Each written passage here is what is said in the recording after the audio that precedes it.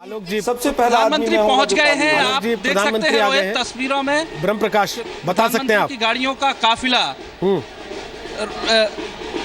बिल्कुल रोहित, देखिए ये गाड़ियां आपको नजर आ रही होगी, प्रधानमंत्री के काफिले में ये पहुंची हैं और प्रधानमंत्री जिस गाड़ी में बैठे हैं उसके आगे आगे आप देख सकते हैं जो कैमरे वाली गाड़ी चल रही है उसके ठीक पीछे वाली गाड़ी में प्रधानमंत्री मौजूद हैं और जो एसपीजी के जवान हैं वो घेरे हुए हैं। सुरक्षा के बीच प्रधानमंत्री की गाड़ी बढ़ रही है और प्रधानमंत्री शायद थोड़ा सा आगे चल के इस पॉइंट पर उतरे रोहित, लेकिन अभी फिलहाल गाड़ी में ही प्रधानमंत्री मौजूद हैं और किनारे की तरफ गाड़ी लगाते हुए हम आपको तस्वीरें दिखाने की कोशिश कर रहे हैं प्रधानमंत्री की।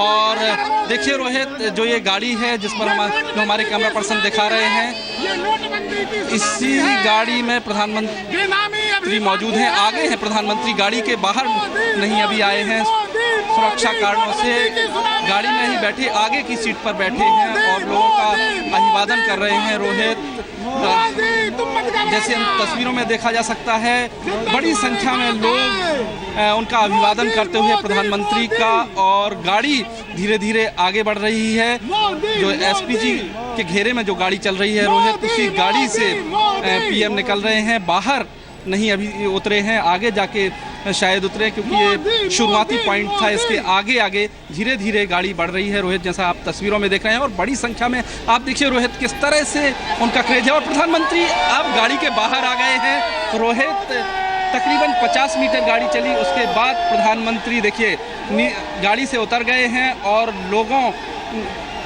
लोगों से हाथ हिलाते हुए, लोगों का अभिवादन स्वीकार करते हुए, बड़ी संख्या में लोग उनका फ़ोटो ले रहे हैं। देखिए कैमरों के फ्लैश, आपको मोबाइल के फ्लैश चमकते हुए दिख रहे हैं और प्रधानमंत्री अब पैदल आगे जाते हुए, जो शुरुआती पॉइंट था रोहित, उससे थोड़ा सा आगे जाके प्रधानमंत्री गाड़ी से उतरे और इसके बाद अब पैदल ही मार्च कर रहे हैं बीजेपी दफ्तर की तरफ। आप इन तस्वीरों में देख रहे हैं पीछे पीछे प्रधानमंत्री की गाड़ियों का काफिला है जो वो चल रहा है, जो उनके साथ आया है। और तमाम जो कैबिनेट मिनिस्टर्स हैं, पार्टी के बड़े लीडर्स हैं, वो पहले ही पहुंच चुके हैं। बीजेपी अध्यक्ष अमित शाह अभी कुछ ही देर पहले पहुंचे हैं। इसके अलावा तमाम जो कैबिनेट मिनिस्टर हैं पहले ही पार्टी दफ्तर पहुंच चुके हैं और आगे बीजेपी दफ्तर की तरफ 11 अशोका रोड की तरफ प्रधानमंत्री जाते हुए। और देखिए क्रेज कितना है यूथ का। हम खासकर, आप क्या कहना चाहेंगे?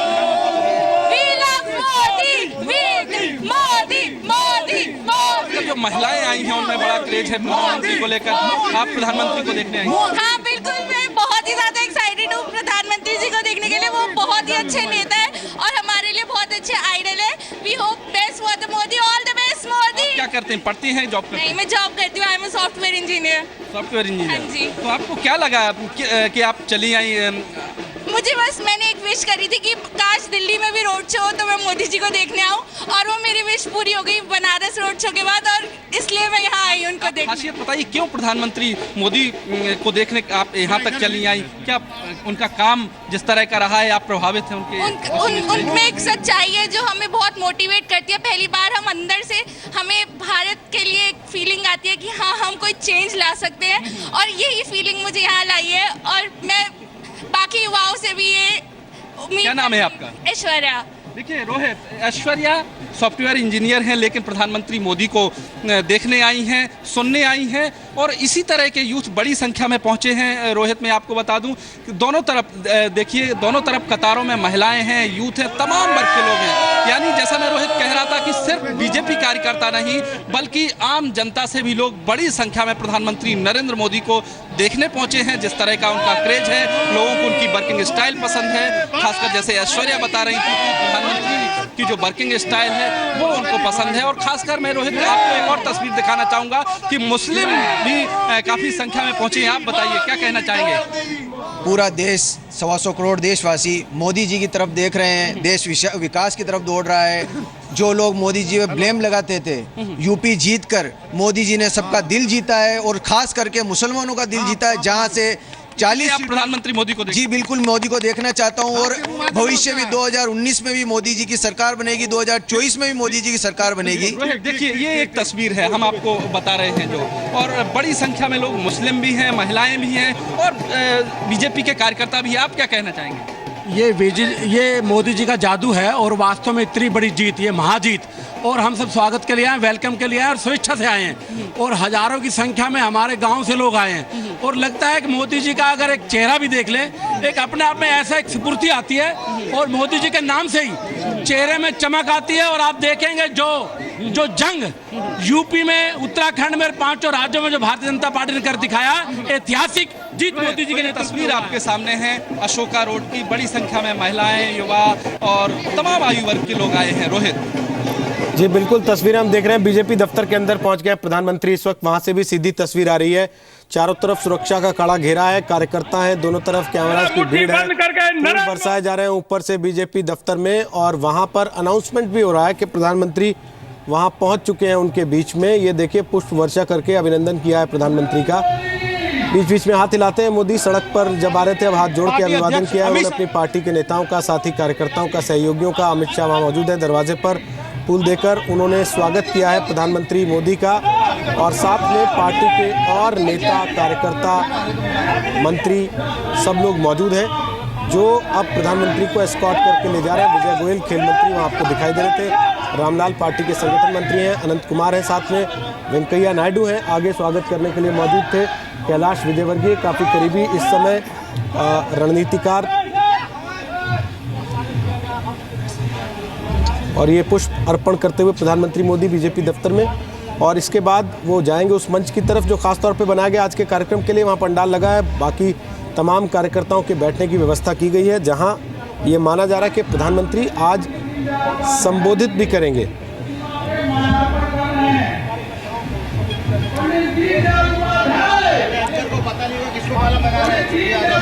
पंडित दीनदयाल उपाध्याय की प्रतिमा पर माल्यार्पण करके अब प्रधानमंत्री आगे बढ़ेंगे और आगे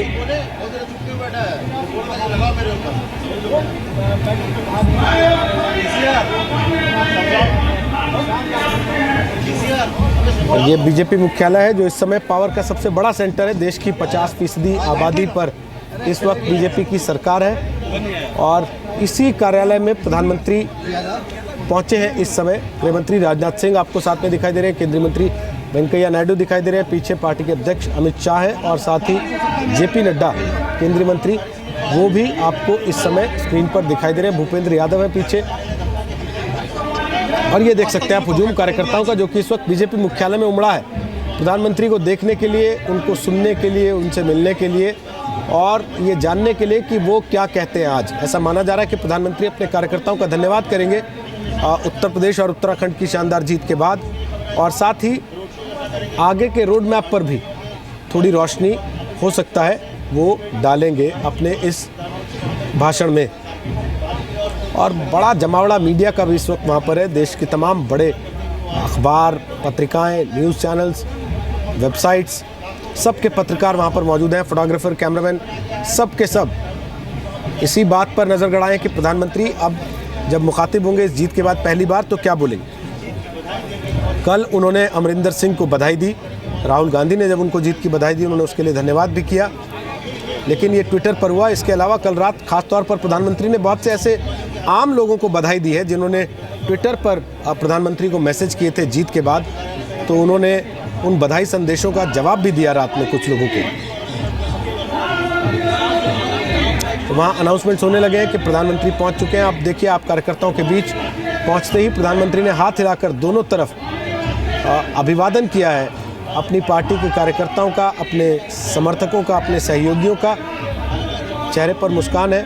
निश्चित तौर पर जीत के बाद ये पहला ऐसी फ़ोटो अपॉर्चुनिटी है, ख़ासतौर पर बनारस में जिस तरीके के रोड शो प्रधानमंत्री ने किए, उसके बाद ये पहला मौका है जब वो सीधे जनता के बीच आ रहे हैं। कार्यकर्ताओं को संभालना मुश्किल हो रहा है सुरक्षा एजेंसियों के लिए वहाँ पर, लेकिन प्रधानमंत्री निश्चिंत है क्योंकि उनके अपने लोग हैं सारे, जितने भी आसपास हैं वो सब कार्यकर्ता, वो सब समर्थक, वो सब संगठन से जुड़े लोग, सब उनके अपने लोग हैं, परिवार के लोग हैं।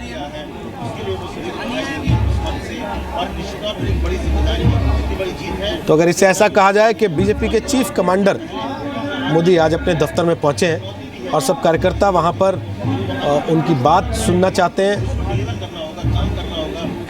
काम नहीं कर पाए, उसका एक्टिव गवर्नेंस 2019 में जो इस वक्त रॉन्ग है उभरता पड़ सकता है। तो ये कई चुनौतियाँ होंगी और इसलिए प्रधानमंत्री मोदी इतनी बड़ी जीत अवनीश जी क्या कहना चाहेंगे इसमें? मुझे लगता है कि जो एक जननायक जिसकी अनुपस्थिति पूरे देश में, राष्ट्र में खल रही थी, वो एक जननायक की कमी को पूरा कर रहे हैं प्रधानमंत्री। लोकतंत्र में सिर्फ कुछ प्रतिशत वोट पा करके राष्ट्र का, देश का नेतृत्व करना पर्याप्त नहीं होता। इससे ज़्यादा बड़ी बात ये होती है कि वो देश के वाकई लोगों के हृदय पर भी राज करें। मुझे लगता है कि आज का ये दृश्य देख करके या पिछले बनारस के दृश्य देख करके भी ये बात सामने आई होगी कि जो देश का प्रधानमंत्री है वो सिर्फ कुछ मेंबर ऑफ पार्लियामेंट की वजह से प्रधानमंत्री नहीं है या किसी परिवार की वजह से नहीं है। वो वास्तव में देश के आम आदमी के हृदय का पर उसका राज्य है। वो जननायक है। एक लोकनायक की जो वास्तविकता है वो नरेंद्र मोदी मुझे लगता है कि वो पूरी करते हैं। आप सहमत हैं सीपी सिंह इससे? देखिए, मैं इससे इसलिए सहमत हूँ कि मेरा ये मानना है कि गांधी के बाद, खासकर 1947 के बाद और विशेषकर डीमोनेटाइजेशन की वजह से मोदी ये पहले नेता हैं जो शायद पॉकेट और पैसा की वजह से घर घर में पहुंच गए हैं। घर घर में उनकी चर्चा हुई है और इसमें कहीं मुझे संदेह नहीं लगता है कि पॉलिटिक्स और पैसा ने उनको सचमुच, और पॉलिटिक्स और पैसा सच्चे अर्थों में, विकास के अर्थों में, निर्माण के अर्थों में जननायक की जो कमी खल रही थी उसको पूरा किया है। और मोदी सिर्फ भाजपा के नहीं है, मोदी किसी पार्टी के आज नहीं है, मोदी इस देश के जननायक हैं। आपने देखा कि एक व्यक्ति जो वहाँ मौजूद था उसने कहा कि भारत पूरी दुनिया पर राज करे, हम बस उनको एक झलक देख लेना चाहते थे। तो ऐसे झलक देखने वाले अगर अपना काम छोड़ के आ रहे हैं तो कहीं ना कहीं उनके अंदर उस ट्रुथ की चाह है। निश्चित रूप से ऐश्वर्या ने मुझसे पूछ के नहीं कहा कि we have moved from politics of trust to politics of truth. तो वो ट्रुथ जो है वही आपको जननायक बनाता है और वो सचमुच जननायक है आज की तारीख में। तो गंगा जी तो सहमत नहीं है इससे? अच्छी बात है, यही तो हमारी खुसूसियत है। कभी और बगल में बैठे। देखिए, आज बीजेपी जीती है, सब लोग खुश है, मैं उनकी खुशी में शामिल हूँ, उनको मुबारकबाद देता हूँ। लेकिन माफ़ करिएगा, ये प्रधानमंत्री के तौर पे नहीं, बीजेपी के कार्यकर्ता या नेता के तौर पर वहाँ शामिल हो रहे हैं। और इस तरह ये तो खैर सेलिब्रेशन का मौका है, लेकिन चुनाव प्रचार के दौरान भी लगातार मीडिया ने उनको लाइव कवरेज दी है, इसलिए कोई नई बात नहीं है प्रधानमंत्री को इस रूप में लोगों के बीच में देखना। उनकी रैलियों को लगातार लाइव प्रसारित किया है मीडिया ने, इसलिए उनके साथ जोड़कर देखना चाहिए इसको। इसलिए जनता वोट दे आई जाके, इसलिए जनता वोट दे आई जाके। फर्क तो पड़ता है कवरेज का। यहाँ पे देखिए, यहाँ अगर प्रधानमंत्री अरविंद केजरीवाल क्यों नहीं जीते? अरविंद केजरीवाल से ज्यादा कवरेज इस देश में किसी का हो रहा है। अरविंद केजरीवाल को पिछले चुनाव में दिल्ली में कवरेज मिला, क्यों नहीं जीते सर? अरविंद केजरीवाल आज दिल्ली में खाता नहीं खोल पाए। अरविंद केजरीवाल दिल्ली में आज जो कुछ है वो मीडिया की वजह से है। यहाँ अरविंद केजरीवाल जो औरतों के मुद्दा उन्होंने अपने आप उन पोर्टफोलियो में 67 एड्रेस सीटों किया के था, वोटर उसकी को वजह गाली से दे रहे हैं जीते। जिन्होंने वोट दिया। उस पे उन्होंने काम उन्होंने- किया आप नहीं कह रहे हैं किया, कि वो मीडिया एक की अलग वजह बात से है। मीडिया ने बहुत तवज्जो दिया, उनका एंटी करप्शन के मूवमेंट इतने बड़े मैंडेट के बाद जो राजनीतिक वैधता होती है वो बहुत बड़ी है। अब ये कह सकते हैं कि प्राइम मिनिस्टर को इतना बड़ा मैंडेट मिला है तो उनकी राजनीतिक वैधता बड़ी है। पॉलिटिकल लेजिटिमेसी जिसे अंग्रेजी में कहते हैं, वो बहुत जरूरी चीज होती है लंबे समय के लिए राज्य करने के लिए, क्योंकि उसके लिए सिर्फ सत्ता नहीं चाहिए, समाज से जुड़ना पड़ता है, समाज से एक्सेप्टेंस चाहिए। और ये राजनीतिक वैधता जो उनकी बड़ी है और जो बरकरार रही है और बड़ी है, वो मेरे ख्याल से इस वक्त हमारी राजनीति में किसी और लीडर के पास है ही नहीं। और इसका कारण बहुत सिंपल है कि इनकी पार्टी जुड़ी हुई है ज़मीन से, और लोग अपने एयर कंडीशन घरों में, चाहे वो सरदार पटेल मार्ग पे रहते हों या कहीं पे भी रहते हों, वो भूल गए थे कि जनता के साथ जिन्होंने आपको बनाया है उनसे कैसे जुड़ना है। गौतम, और मीडिया कवरेज से एक लास्ट पूरा कर लीजिए और फिर गौतम। हाँ, नहीं, बहुत सिंपल थी कि एक presidential style with in A prime minister system उभरा है। अमेरिकी प्रेसिडेंट जिस तरह से लोगों से बात करता है डायरेक्टली, उस तरह का भी उभरा है, जो एक बड़ी दिलचस्प बात है। भारत में स्ट्रॉन्ग लीडर का हमेशा दबदबा रहा है। मिसिस गांधी का था, उससे पहले नेहरू जी का था, और उन दोनों को जनता से बात करना आता था। इस प्रधानमंत्री को जनता से बात करना आता है और उसको टेक्नोलॉजी वाया टेक्नोलॉजी भी करते हैं, डायरेक्ट बात करते हैं, और ये और किसी को आता नहीं है। मीडिया कवरेज से जीतते हैं कैसे? नहीं, मीडिया तो कवरेज उनको ही देंगे जिसको जनता चाहेंगे। जनता अगर नहीं चाहा तो उसको क्यों कवरेज देंगे?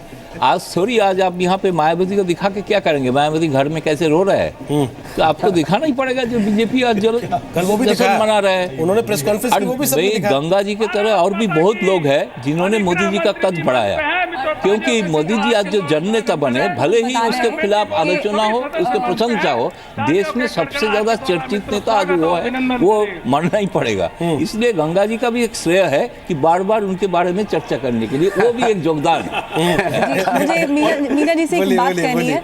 आपने बोला था ना बीजेपी में दलितों की रिप्रेजेंटेशन के बारे में बात करी थी। उदयपुर से मीना जी एमपी हैं बीजेपी के, क्या उनको बीजेपी रिप्रेजेंट नहीं करती? जानता हूं, लेकिन वो कभी अपनी तरफ से एक सवाल भी आदिवासियों के लिए नहीं पूछते तो संसद ये में। तो उनकी गलती है ना। यही तो हम कह रहे हैं सर कि दलित चिंतन करने वाले दलित चिंतक को भूल जाते हैं। अगर वो दलित रह जाता है। एक भी मुसलमान को अगर वो आदिवासी किसी आदिवासी पार्टी की तरफ से, सर यही तो हम कह रहे हैं कि दलित चिंतन, दलित विमर्श, दलित चिंतन ये अपने आप में एक बिजनेस है। सुन लीजिए रोहित जी, वो इनका पूरा ये कहना था कि किसी भी कम्युनिटी से आएगा तो वो उनके सवाल उठाएगा। जी मैंने वही बात बोली, लेकिन बस था। हो गया, तुमने कहा कि आज तक उन्होंने कोई अरे सुनिए तो सही। एक शांतनु से सवाल ले लूं, बहुत देर से उन्होंने हाथ उठाया था। शांतनु, क्या ये अपने आप में प्रूव नहीं कर देती है बात कि दलित चिंतन की जब हम बात कर रहे थे, दलित चिंतक तो फलते फूलते जाते हैं, दलित दलित ही रह जाता है। क्या दलित चिंतन अपने आप में एक दुकानदारी है और लोग उसके सहारे अपनी दुकान चला ले रहे हैं, दलित वहीं रह जाता है। आपने बिल्कुल ठीक कहा कि स्मार्ट वोटर हो रहा है और उसी से नेता तिलमिला रहे हैं कि अभी मुझे दलित के नाम पे, मुसलमान के नाम पे वोट क्यों नहीं दे रहा है। अब वो जब स्मार्ट वोटर बनने लगा और अखिलेश जी ने कहा काम बोलता है और वो फिर अपने रोड शो में तारों में उलझे हुए दिखे और वहाँ पे जब ईवीएम मशीन पे गया वोटर, उसने कहा भाई झूठा है तेरा वादा, और वो कमल पे निशान लगा के आ गया। क्योंकि जब वो यहाँ सुनता है कि बिजली है लेकिन घर में बिजली अभी भी नहीं है, वो उन्हीं टूटी हुई सड़कों से घर जाता है रैली से, बिजली नहीं है घर में, शिक्षा की स्थिति बहुत खराब है, तो कथनी और करनी में बहुत फर्क है। वोटर स्मार्ट हो रहा है और नेता को उसी स्पीड से आगे बढ़ना पड़ेगा जैसे वोटर आगे बढ़ रहा है। आप बोल लीजिएगा, मैं तस्वीर बता दूं बस, आप बोलते रहिए। तस्वीर यह है कि इस वक्त प्रधानमंत्री का स्वागत किया गया है, वहां पर अमित शाह मौजूद है, मंच पर राजनाथ सिंह मौजूद हैं, संसदीय बोर्ड के सदस्यों की तरफ से ये सम्मान किया जा रहा है प्रधानमंत्री का। आप देख सकते हैं ये फूलों की माला, नोटों की नहीं है, फूल माला हालांकि बहुत बड़ी है और वो पहनाकर स्वागत किया जा रहा है प्रधानमंत्री का। वहाँ पर शिवराज सिंह चौहान दिखाई दे रहे हैं, राजनाथ सिंह दिखाई दे रहे हैं, अनंत कुमार हैं, अमित शाह हैं, वेंकैया नायडू हैं, सब लोग मंच पर मौजूद हैं जो स्वागत कर रहे हैं प्रधानमंत्री का।